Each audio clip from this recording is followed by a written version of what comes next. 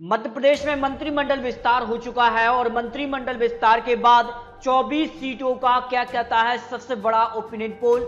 आपको सटीक जानकारी यहां पर मिलने वाली है। क्या कहता है 24 सीटों के लिए जमीनी विश्लेषण, सबसे बड़ा ओपिनियन पोल।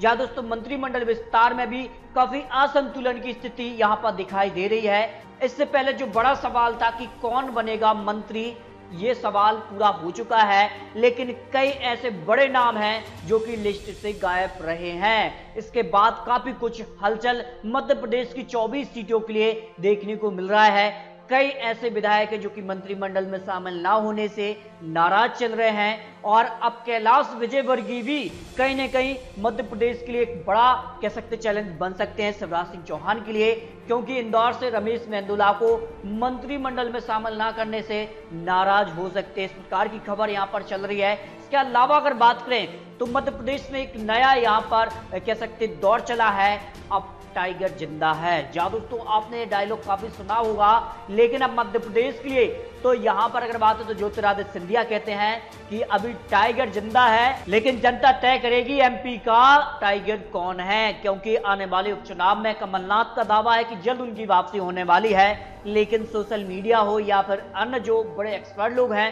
वो मध्य प्रदेश की 24 सीटों के लिए क्या आंकड़े दिखा रहे हैं। लेकिन मध्य प्रदेश में बीजेपी को बड़ा झटका लगने वाला है, क्योंकि इससे पहले भी अगर बात करें तो कई ऐसे पूर्व मंत्री रहे हैं और कई ऐसे विधायक हैं जो कि मंत्रिमंडल में जगह ना मिलने के बाद उपचुनाव के ठीक पहले कांग्रेस में जा सकते हैं। ऐसी बड़ी खबर चल रही है और यहां पर 600 कार्यकर्ता धार में जो है बीजेपी के कांग्रेस में जा चुके हैं। तो इससे बड़ा झटका अब बीजेपी को उपचुनाव से पहले लगने वाला, क्योंकि जिस प्रकार का मंत्रिमंडल बैलेंस यहां पर बना है उससे नाराज बीजेपी के कई बड़े नेता भी रहे हैं, जिसमें सबसे बड़ा नाम यहां पर उमा भारती का है जो कि पूर्व यहां पर मुख्यमंत्री भी रही हैं। और अगर बात करें तो जातीय असंतुलन की स्थिति उन्होंने साफ दिखाई है और कहीं ना कहीं उन्होंने पत्र भी बीजेपी केंद्रीय नेतृत्व को लिख दिया है, क्योंकि कई ऐसे नाम है जो कि मंत्रिमंडल में शामिल नहीं हुए। इसके अलावा अगर बात करें तो निर्दलीय और जो BS यन्न है उन्होंने भी साफ तौर पर खुली चुनौती दी है कि जल्द उनकी कांग्रेस में वापसी हो सकती है, क्योंकि मंत्रिमंडल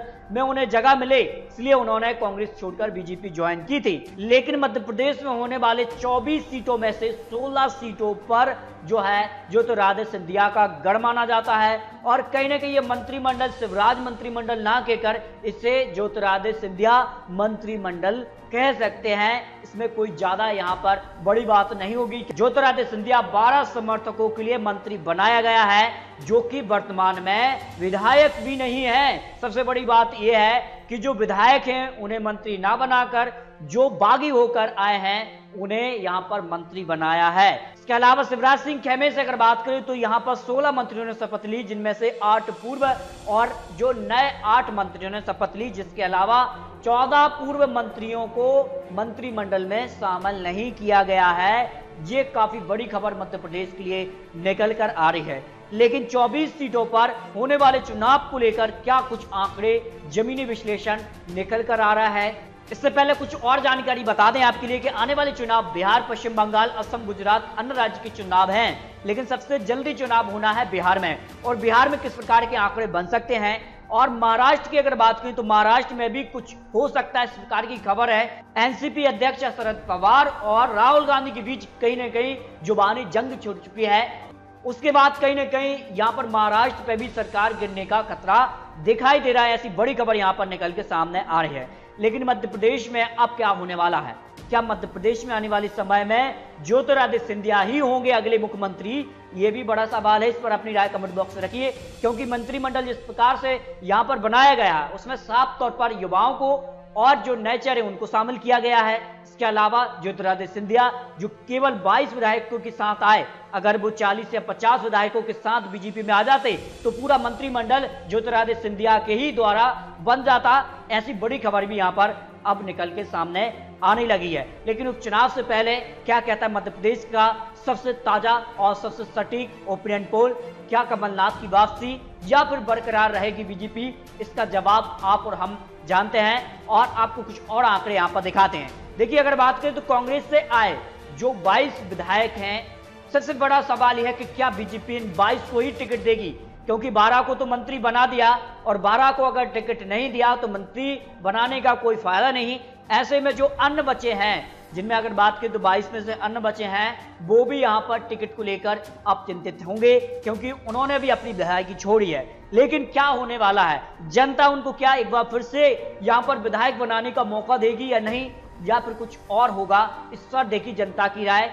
उन्होंने साफ तौर पर कहा है कि जो बागी हैं, जो कांग्रेस से बीजेपी में आए, 80% कहते हैं नहीं, वो विधायक नहीं बन पाएंगे, ऐसी जनता का अपना मन है।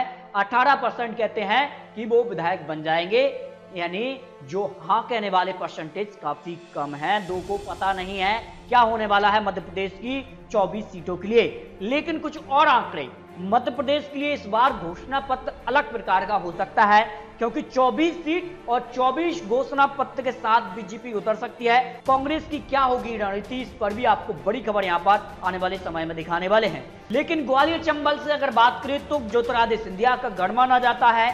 कांग्रेस अपनी पकड़ मजबूत बनाने के लिए यहां पर बीएसपी के कई बड़े नेताओं को अपने पाले में पहले ही कर चुकी है।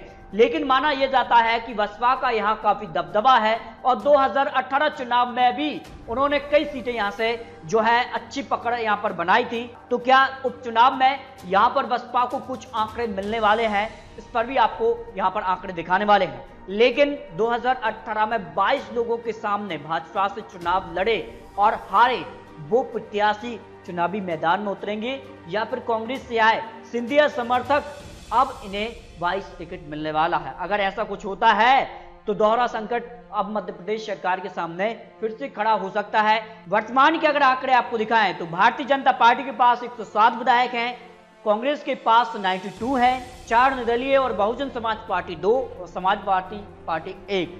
ऐसे में किस प्रकार के आंकड़े बन सकते हैं, क्योंकि मंत्रिमंडल में जगह ना मिलने से कई ऐसे विधायक हैं जो बागी हो सकते हैं और उपचुनाव से पहले कांग्रेस में जा सकते हैं। ऐसे में जो आंकड़ा है वो गिर भी सकता है, उसके बाद क्या कुछ होने वाला है। लेकिन जनता कमेंट के आधार पर और कई बड़े एक्सपर्ट लोगों के आंकड़े भी सामने आने वाले हैं। 24 सीटों पर किस प्रकार के आंकड़े निकल कर सामने आ रहे हैं, 24 सीटों पर होने वाले चुनाव पर जनता की क्या राय है और जनता का मन क्या है, क्योंकि जनता ही तय करेगी मध्य प्रदेश में कौन बनेगा असली टाइगर। इस तरह के आंकड़े बन सकते हैं। कांग्रेस 12 से 18 सीटों के आसपास सीट इस उपचुनाव में हासिल कर सकती है, क्योंकि जिस प्रकार का मंत्रिमंडल तय किया गया है उस पर कमलनाथ ने भी निशाना साधा है और कोर्ट में जाने की बात भी कर रहे हैं, क्योंकि साफ तौर पर अगर बात करें तो 23 जिलों से ही सभी यहां पर मंत्री बनाए गए हैं, 33 मंत्रियों को बनाया गया है।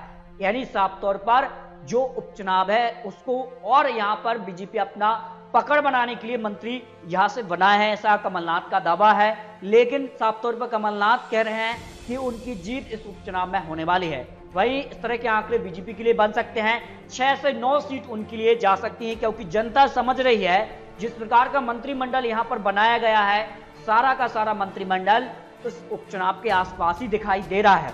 लेकिन क्या आप जानते हैं कि सिर्फ 23 यहां पर जिलों से ये पूरा मंत्रिमंडल बना दिया गया, वहां के जिलों से क्यों नहीं बनाया गया, इस पर अपनी राय रख सकते हैं।